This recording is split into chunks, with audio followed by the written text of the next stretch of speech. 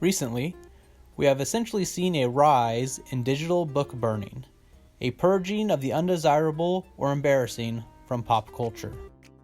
There have been plenty of posts and comments already likening this new type of censorship to George Orwell's dystopian novel 1984, which I will also quote. Every record has been destroyed or falsified, every book rewritten, every picture has been repainted, every statue and street building has been renamed, every date has been altered, and the process is continuing day by day and minute by minute. History has stopped. Nothing exists except an endless present in which the party is always right. But even in this future that Orwell envisioned, there was physical evidence. The protagonist receives a picture, proof in his hands of the lies of the party. But now, there's almost no physical proof to even hold on to. I've always preferred physical media over digital ownership and have been reluctant to change. I have many leather-bound books. Still purchasing new and keeping most of my previously purchased collection of movies, TV shows, video games, and comic books in physical format. My issue had always been the fact that you didn't actually own the items that you purchase digitally. You own the right to view the item on the platform where you bought it. There may be some differences between companies, but generally speaking, you don't actually own any of it. Without the company or platform, there is no one to host this content online, and it just disappears. But what if the company actively decides to remove content? Apart from whether or not you actually own any of it, you don't. A lot of people don't even try to own it at all, but stream it.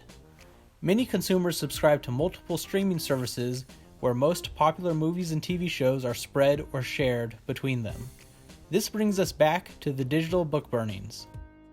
Decisions by companies and creators have shown an additional reason not to rely solely on digital formats. Now, you may think calling them digital book burnings is overreaction and hyperbole, but the notion that digital censorship is taking hold in these formats stands. On a whim, they will edit or completely remove that which they find distasteful, and this is only the beginning. Modern shows like 30 Rock, Scrubs, It's Always Sunny in Philadelphia, Community, and The Office have all had episodes or scenes removed from streaming services. Some of these removals came at the behest of the creators, while it seems others just came from the parent companies wanting to stifle controversy. Many of these shows are still in syndication, but these episodes will not be airing on TV again. In addition, several of these can no longer be rented or bought digitally either. Unless you have a physical copy in your hands or a copy already purchased in your digital library, there is no way to officially see them. And I think it is entirely possible that down the line, you may see companies remove the digital copies from customers who have purchased them. After all, if they stop hosting it entirely, you won't be able to access it, and like I already mentioned, you don't actually own it. Physical copies will basically be contraband. I assume all future physical re-releases will also omit this content. Not delving into the specifics too much, as racial issues are obviously complex and fraught with emotional landmines, but all of these examples are from comedies, with the joke often being a character is too dumb to realize they are being offensive, dancing on the razor's edge with technicalities, or it can just depict a character that is despicable by having them be racist. None of these depictions are equal to historic blackface, or something crazy like casting John Wayne as Genghis Khan. They are making fun of racists and playing with controversy. And yes, maybe these are offensive to some people, but almost all comedy is to someone. Take the most innocuous joke, and I bet you can find at least one person who is offended. And if you hold all media to that standard, where do you end up? There can be no comedies, past or present. At the heart of comedy is judgment of some kind, which will always be offensive. And if you think, well, that was all tasteless comedy anyways, and it deserved to be removed, just remember where you stand as a new wave of censorship begins.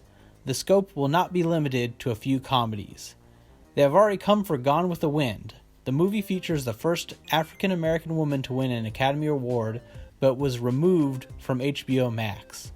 It has since returned to the platform after public outcry, but with a warning message about its racial insensitivity.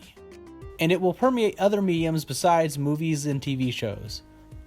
Superhero comic books certainly have their share of art with racist caricatures. These issues will vanish from digital libraries. Want to read the entirety of Iron Man or Captain Marvel? Fat chance! The censorship will keep coming too. Movies where someone says the N-word, even if the character is depicted as the bad guy. Shows that use stereotypes for comedy, or anything that is believed to be incorrect thought. These will all get their due in this new wave of digital censorship. If you support the removal of these episodes and movies because they are offensive, you're in the same category as the puritanical book burners who destroyed novels because they thought something was sexually obscene. They thought they were protecting people too, but now you laugh at them and say they're closed-minded while you burn your own items to protect people. See, it's no good, Montag. We've all got to be alike. The only way to be happy is for everyone to be made equal. So, we must burn the books, Montag. All the books. If you agree with this, you might as well ban Huckleberry Finn again because it was offensive, or Catch-22 because it referred to some women as whores. Might as well chuck it all into the fire. I mean, I'm not saying these are the cultural equivalents to Huck Finn or Catch-22, or am I? It's going to be a maze. And I get it, I do. They think they are protecting people from being hurt, but they are misguided. I'm saying that everything in popular culture is a product of their time, and yes, some of those times and products are ugly. But by erasing that history, by purging it from the public record and consciousness, you're not protecting anyone. And if it was something offensive, you are not undoing the offense by pretending it doesn't exist. You are just sanitizing it for yourself to unblemish your own pride and preventing tough conversations from ever happening. Now, here's a book about lung cancer. You see, all the cigarette smokers got into a panic, so for everybody's peace of mind, we burn it. Works of controversy prompt discussions. That's largely the point. I understand it can be controversial because to stand against censorship is to be associated with what is being censored, but that's only because people are dumb. If someone says you shouldn't stand against censorship because it is offensive, there's literally no other time censorship is enforced. If it wasn't offensive, they wouldn't be censoring it. The more we rely on digital media for our entertainment, the more control we give to these companies. With complete dominion over the source material, there are a lot of things that could be altered without our knowledge. They can make changes or remove entire episodes that become urban legend, where people try to remember, did that actually happen? A real-life Mandela effect, where we live ever in the present because the past is dangerous, mistakes are unforgivable, and the truth is amorphous. This is Exasperated Nerd Explains. Thanks for watching. Please like this video and subscribe to the channel. Take a look around and see if there are any other videos you like. Bye.